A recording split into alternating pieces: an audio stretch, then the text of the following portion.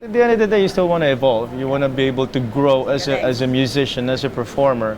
But the idea came about with Jonathan Manalo, my co-producer, who wanted to do an all-original duets.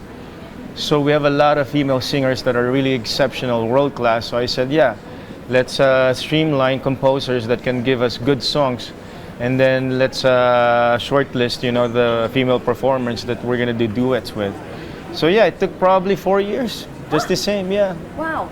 Yeah, it was hard to come up with good song and schedule from the artists. So, as in, up to the last minute, crunch time na. Parang they're all touring, they're all doing something. Can you squeeze in at least 2 hours just to record a song for us? So, that took a lot of time. But I was done with all my recording probably 2 years ago.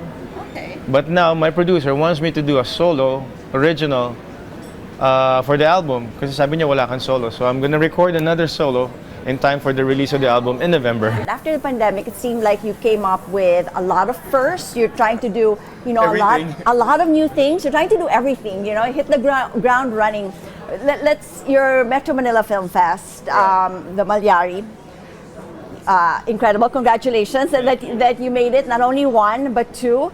What was it about Mallari? How did it fall into your lap? Okay, the story behind it was I was filming another movie, so I get a call from a manager. Okay, there's this producer that wants to pitch a film. I go, okay, what is it about?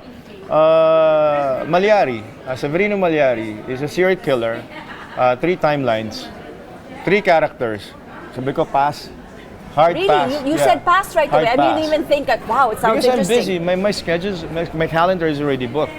So that same day, I went to the set, not thinking of anything. I was having a conversation with my co-stars, and we kind of discussed with each other, the question of, do we actually have a serial killer in the Philippines? Do we have a documented serial killer in the Philippines historically? So we started Googling, and then we saw the only documented serial killer in the Philippines was Severino Mallari. Yeah. I stood up from my seat. I was like, is this Can you a call that joke? guy back? Is this a joke? Because they didn't say that it was a true person, a real person. When they pitched the concept, Mallari, serial killer, 3 characters. That's it. I said no. And then when I read that it's a true character, a real character for that matter, sabi ko, sige, let's hear the pitch. But okay, so the story of Mallari is a priest way back in the 1800s, 1800s, and yeah. then what did he do? I mean, of course, he killed He 50 killed 57 people, as per history, because he wanted to save his mom's life. Okay. So they turned to mga kulam, witchcraft. So he apparently had to kill people so that he could feed his mom for her to live. And then he was imprisoned for 20 years before he was hanged. This was a precedent to the Gomburza story. Okay, so where does the 3 timeline come Because we had in? we had to expound on the story. You can't just do a period film. So there's John Ray Mallari. They're time travelers. They're able to astral project. So because of that Mallari lineage is able to travel from one timeline to another to correct the wrong. So that's how complicated it is. But if you watch it closely, if you get to understand, it's weaved properly. Each character has a journey and an ending. It's beautiful. Were you hesitant at all? I mean, okay, knowing that it is a Catholic country. I mean, this is definitely, I know it's fiction, but it's also based on a true story. Right. About a killing priest, and you talk about being a vessel, and how important is it? It's not about celebrating serial killers in general, but to come up with a story that's worth telling. So I was like, this is just a film. I mean, you don't have to base your historical accuracy when you watch this film.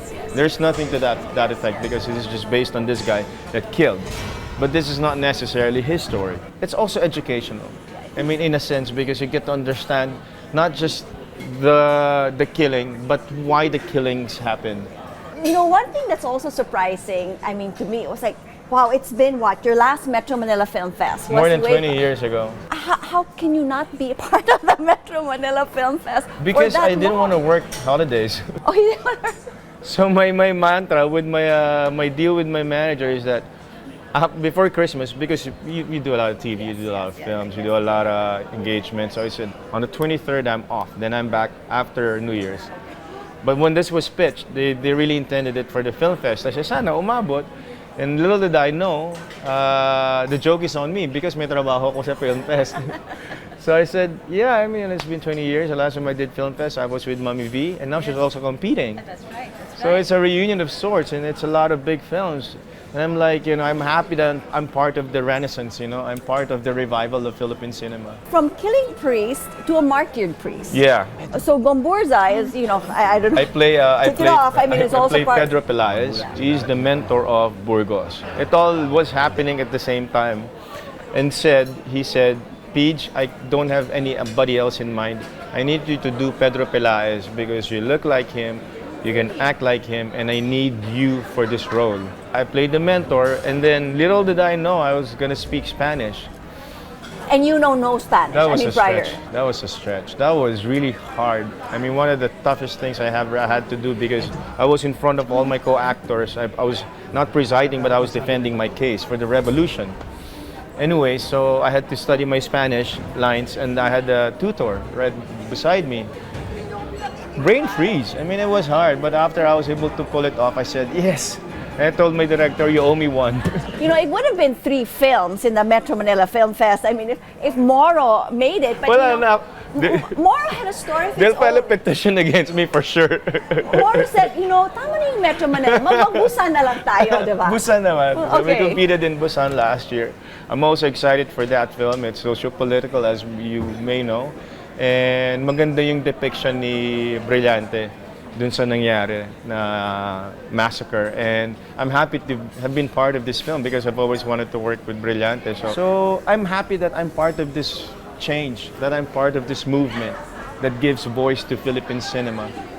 So, I'm in it for the long haul because I know there's so much demand for content, and I really want to champion our cinema to the bigger market. But okay, so your new thing was your horror film. Yeah. I mean, you seem to be enjoying that type of genre from your serial killer, from the Flower of Evil. Yeah, It seems to be like, okay, this is. Yeah. I'm I trying to check on my dark side if it's intact. That's your alter ego, My alter ego. Your alter I think ego. it's there. So that's something that you want to do, and then you tanggal sawa, and then you go back to your rom-com for your Netflix. You have to. Yeah, I think that's my banlaw. That's when I get to shake off, all these negative vibes. I'll go back to my core, which is rom-com. Yeah, which So- I have probably next year. Yeah, but I'm doing a soap opera first. Yes. Oh wait. So the soap opera comes next year? Yeah, the I'm one? gonna start taping in January. And this is about. This is with ABS for sure. And then it's hard. It's like rom-com. Where are we? What genre are we Father at and now? Son. Okay. Father and son. Drama. It's a drama. Yeah, it's a drama. So something different again. Ah. So I'm playing a very particular, specific character that I haven't played before. So we're no rom-com for the last 2 years. No rom-com. Well, Yeah. well, maybe next year. Next year for sure. I have 3 movies in the Oh pipeline my gosh. after the soap. After the soaps, 3 movies. I also have 2 more movies that we haven't shown right. yet. That's right. Hopefully, The one with Paul. The Paul for Yeah, real yeah, life yeah. fiction and The Ride. Okay, so you have that. And then you also you seem to be interested in doing a lot of biopics. I mean, No, if I were to do a biopic, I didn't know that Mallari was a biopic. It's fiction, it's just based on this person. But if I were to do a biopic, I just only want to do one person, and that is Ferdinand Marcos. why? Because he's an interesting character. He is. He is. I'm not pro Marcos, but I'm just saying, growing up, I grew up in the Marcos administration in the 80s, and I experienced it firsthand. We have had films on Marcos Yeah. in the past. Yeah. How would you? It won't depend on me. I'm just putting it out there for people to, pitch, because we've done a lot of Imelda. Yes. So, if there's an interested producer that wants to write or produce a Marcos film, count me in.